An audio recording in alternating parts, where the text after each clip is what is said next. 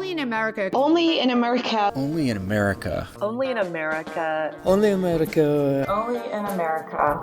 This week, we talk to the Sikh Captain America, who uses his powers of perceptual confusion to open doors for discussion and moments of introspection. And my hope really is that, look, we don't have to agree on everything, but our stories do intersect. And one of my basic premises that I really share a lot in my talks is in our vulnerabilities, in our fears and anxieties are one of the biggest connections. From the National Immigration Forum, I'm Ali Noorani, and I will not be confused for the captain of anything. But this is Only in America.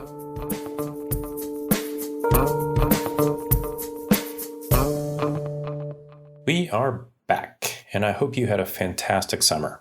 We spent August and September developing some really exciting episodes, and I'm going to tell you more about it at the end of the show. But right now, let's tell the story of an iconic superhero, Sikh Captain America.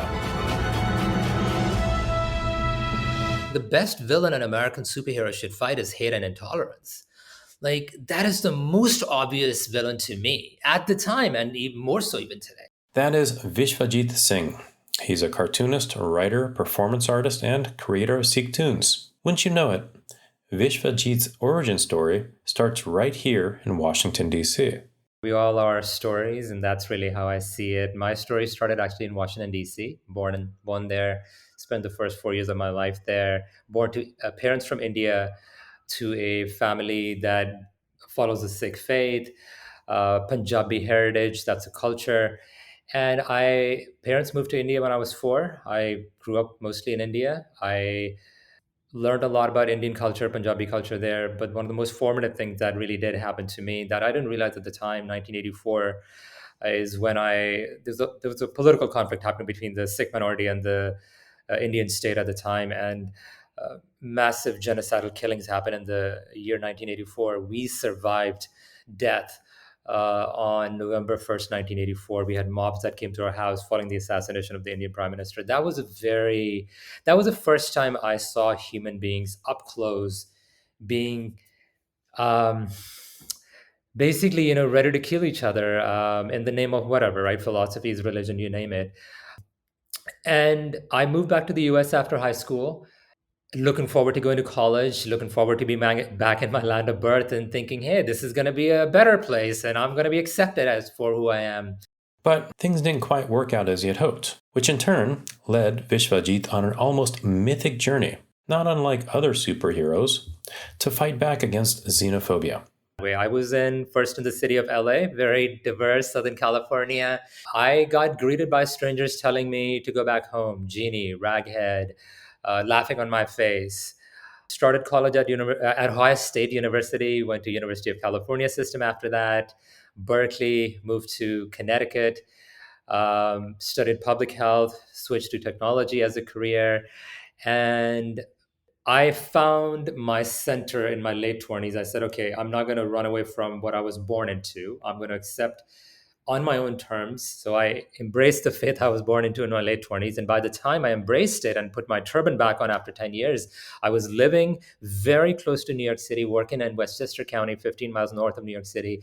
The month was August and the year was 2001. And then 9/11 happens a month later and my life was turned upside down. I did not leave home for 2 weeks because I didn't feel comfortable leaving home. And then 9/11 really started a new journey. I became a cartoonist in the aftermath of 9/11 because I knew people had ignorance about Sikhs. What I did not understand is why people have to take their vulnerability out on me. And I understood we were all vulnerable in the aftermath of 9/11. It's natural, right? Our nation was attacked. It's taken me a long time to figure out how do you deal with other people's vulnerability and your vulnerability and be constructive in that vulnerability. And so I use cartooning to create images that do not exist in the American cultural and entertainment landscape. People full of turban and beards who are not bad guys. They are just American like anybody else, dreams and aspirations. And yes, they're not perfect, but they're like anybody else. His cartooning then had him go from Vishavjit Singh to becoming Sikh Captain America.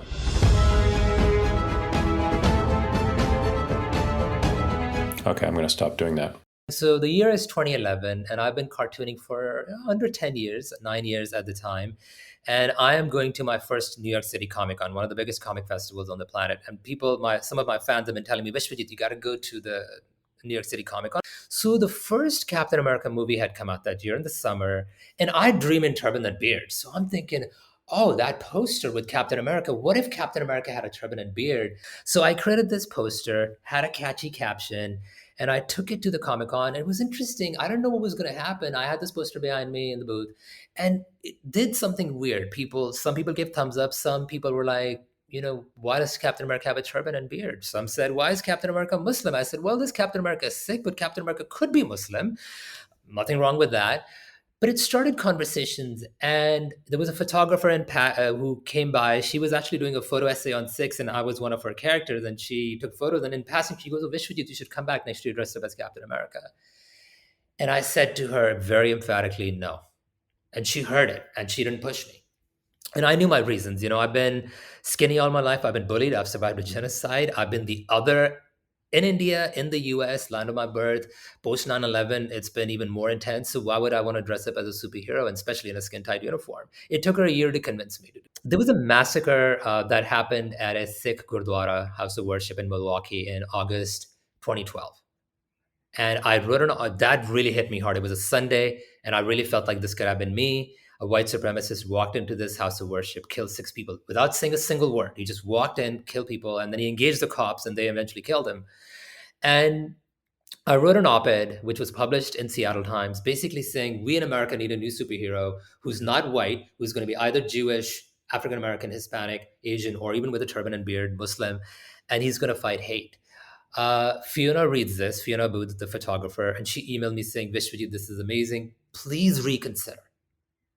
And I said, okay, I need to get out of my own way. I'm stopping myself. So I agreed, reluctantly agreed. We went out, and it was like a Twilight Zone. I mean, it was like I was in a parallel universe. Suddenly people treated me differently. Strangers came up to me, gave me hugs. They took photos of me without permission. Police officers took photos of me. I got access to an FDNY truck. I got pulled into a wedding. I mean, it was like, wow, what's going on here? I'm just wearing a fictional superhero's uniform. But I realized that day that stories are powerful. I mean, stories of fictional superheroes are powerful, that it can change real life behavior. And then since that day, I've been just getting invites from late night comedy shows or schools or festivals. Come and share your story.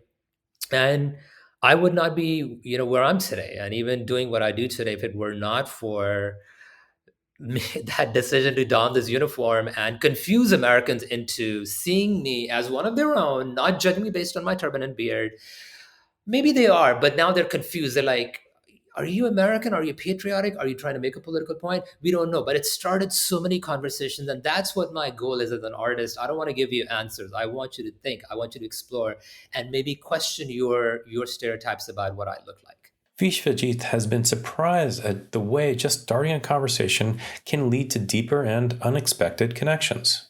Years down the line, I'm shooting a documentary film called Red, White, and Beard. This one day, we're on a subway. We're on a subway ride up and down Manhattan, and this couple spotted me the second time. They said, we've seen you twice today, and what are the odds of that happening? And the couple says, what's going on? And I very briefly introduce myself. The gentleman Googles me, emails me 24 hours later, introducing himself, saying, hey, I saw you today. I met you. I was really moved. I Googled you. I find out what you do. And he introduced himself as a police officer from Arizona who was visiting New York City for the first time since 2001. He was brought into, his specialty is in psychology and psych support for cops. And so he was brought in to support the first responders. And he was coming back for the first time to pay respects, to go to Ground Zero, and to also watch a soccer game. He introduced himself as a Christian, crew-cut, Christian, shy, but he said, I connect to your Captain America vision more than any other version of Captain America. And to me, that was profound. And I emailed him back. I interviewed him for a piece I wrote. He said, me and my wife love what you do. When you come to Arizona, stay with us. We became friends. And to me, these are connections and relationships that tell me we have a lot more in common beyond the sort of the surface level differences that become so loud that we just say, okay, I'm not going to talk to you. I'm not going to sit down with you.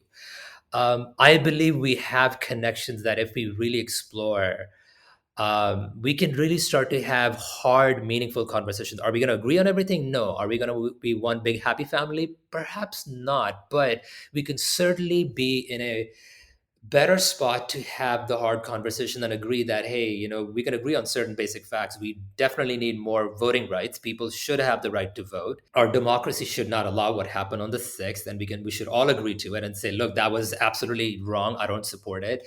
And a whole lot of other things. Anti-black racism is one of the biggest problems in America.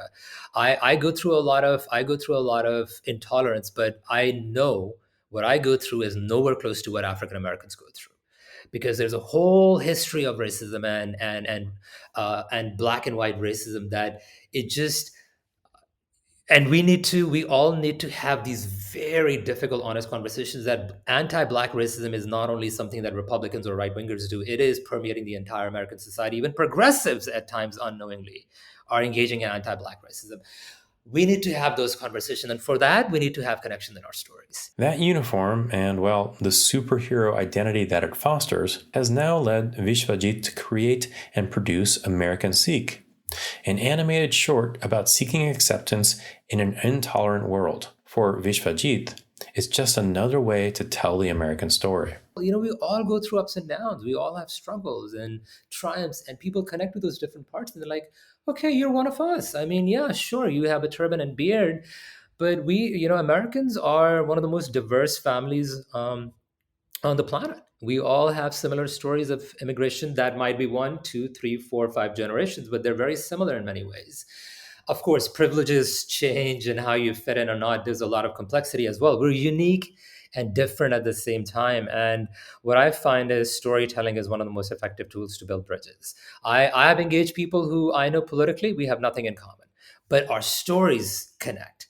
And I think that is why I love storytelling, is that I can sit with somebody who me and them politically have nothing in common, but then we find connection in our stories, and they're like, you know what, I can sit and have conversation with you.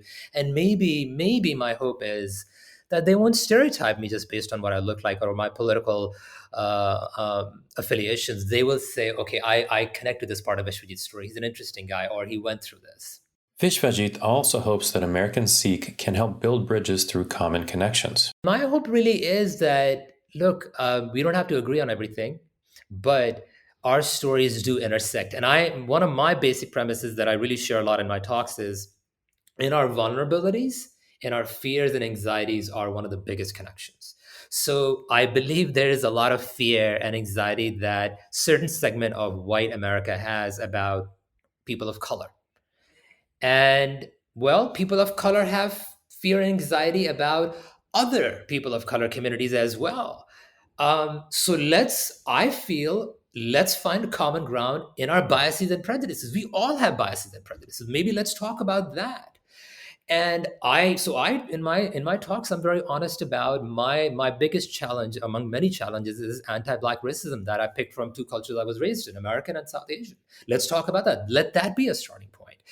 That is one of the few main messages I have is, look, here, this is Vishavjit Singh. I do Sikh Captain America. I'm an American. I have a very complicated story. So do all of you.